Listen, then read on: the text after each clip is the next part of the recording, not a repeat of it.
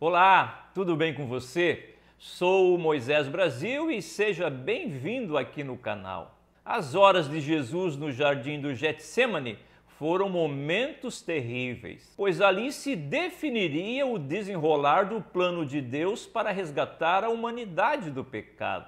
Os evangelhos narram que Jesus orou por 3 vezes, pois enquanto seus discípulos dormiam devido ao peso espiritual, ele permanecia em oração. E nas orações de Jesus, ele pronunciou uma frase que até hoje ainda provoca certa discussão. Então, fique comigo até o final desse vídeo, para você compreender por que Jesus disse ao Pai: "Afasta de mim esse cálice".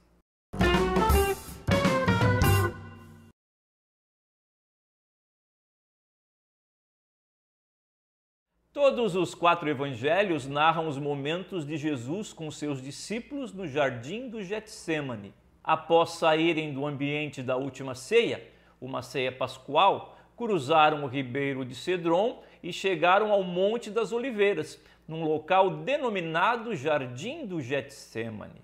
Este local era frequentado por Jesus na sua última semana em Jerusalém, pois ali, juntamente com seus discípulos, costumavam a orar. Cada um dos evangelhos apresenta ângulos distintos deste momento de grande agonia que Jesus sofreu. Marcos apresenta a afirmação de Jesus: "A minha alma está profundamente triste até a morte". Ou em outras traduções, "A minha alma está profundamente angustiada até a morte". Lucas afirma que, devido ao momento de intensa angústia, Jesus chegou ao ponto de suar sangue. E na mesma narrativa de Lucas, encontramos um anjo do céu confortando Jesus. Diante de tudo isso, percebemos a agonia e a tristeza em Jesus, ao ponto de orar por 3 vezes, pedindo ao Pai a possibilidade de passar dele aquele cálice. Assim surge a grande questão: por que ele pediu ao Pai: "Passa de mim esse cálice"?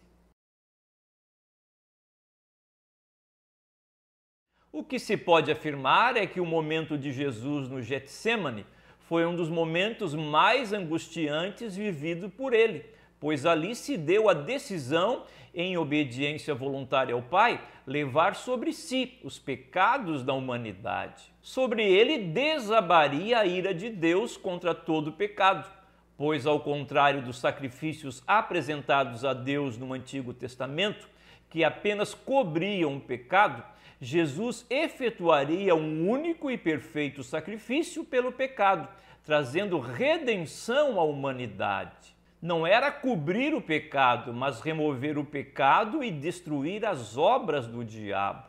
Segundo predisse o profeta Isaías, Jesus levaria sobre si as nossas transgressões, as nossas iniquidades, nossas enfermidades e outras coisas que nos separavam de Deus. Isto é, nossas ofensas a Deus devido ao nosso estado de rebeldia proporcionado pelo pecado. Até esse momento, nossa dívida para com Deus ainda estava ativa devido ao pecado.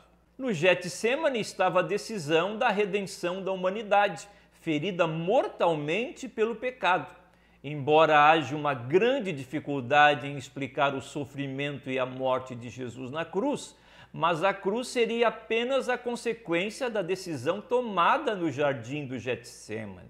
Tudo isso provocou grande agonia e profunda angústia em Jesus. Lucas faz questão de salientar que Jesus, diferente da forma habitual dos judeus orarem, que era em pé, Jesus orou de joelhos, demonstrando o estado de profundo clamor ao Pai. Orar de joelhos era sinal de interferência urgente de Deus em alguma situação. Antes de procurarmos apresentar algumas possíveis respostas à questão que Jesus pediu ao Pai: "Afasta de mim esse cálice", é de grande importância ressaltar as naturezas de Jesus. Ou seja, Jesus é uma pessoa com 2 naturezas: uma natureza plenamente divina, ele é Deus, e uma natureza plenamente humana, ele é homem. E estas 2 naturezas se fundiram em uma única pessoa. ao que a teologia denomina como união hipostática de Cristo. Como observado, os evangelhos narram que por 3 vezes em oração, Jesus pediu ao Pai: passa de mim esse cálice. A palavra cálice, que no grego é poterion, quer dizer um copo ou cálice. No entanto, o sentido usado por Jesus é figurado, uma metáfora que aponta para uma experiência diversa vivida por alguém. Jesus sabia muito bem o que lhe estava reservado, um profundo sofrimento em favor da humanidade. E nesse ambiente se mistura o pavor humano, a angústia na alma, a solidão dos amigos mais chegados, pois seus discípulos dormiram, a traição de um dos seus discípulos, Judas Iscariotes, a certeza do cumprimento das predições a seu respeito. Além disso, a pressão exercida pelo reino das trevas. Por isso, o pedido aos seus discípulos para orarem, a fim de não cair em tentação. Para alguns intérpretes da Bíblia Sagrada, Jesus é tentado a procurar uma alternativa para o sofrimento de suportar o pecado, como caminho para cumprir os propósitos redentores do seu Pai. Nesse instante, Jesus está sendo tentado e, como forma de vencer a tentação, recorre ao Pai em oração. Esse pedido de Jesus ao Pai é o resultado de uma intensa luta com a assustadora realidade de Deus que ele teria que enfrentar. Jesus sabia o que iria enfrentar, sabia muito bem desde o início do seu ministério, pois afirmou muitas vezes aos seus discípulos o que iria acontecer. Logo, ele é tentado a abandonar o seu papel de servo sofredor apontado por Isaías. Afirmam estes comentaristas bíblicos que Jesus não conhecia outro caminho possível a não ser a cruz. Então, ele ora ao Pai e de maneira voluntária se submete à vontade do Pai. Ele cede voluntariamente à perfeita vontade do Pai. Outros intérpretes não falam de tentação, mas da luta de qualquer ser humano em cumprir a vontade de Deus diante dos momentos mais difíceis da vida. A oração de Jesus é a oração de quem expõe diante de Deus a realidade humana, cheia de angústias, demonstrando claramente em Jesus a sua natureza humana. Mas, mesmo contrário à vontade humana, mergulhado em profunda angústia na alma, ele se submete totalmente à vontade do Pai. Intérpretes bíblicos também afirmam que Jesus tinha uma preocupação da possibilidade de morrer antes de completar a obra na cruz, e isso lhe proporcionava uma profunda angústia. Outros afirmam que Jesus, como ser humano, realmente sentiu medo do que ainda iria passar, por isso recorreu ao Pai.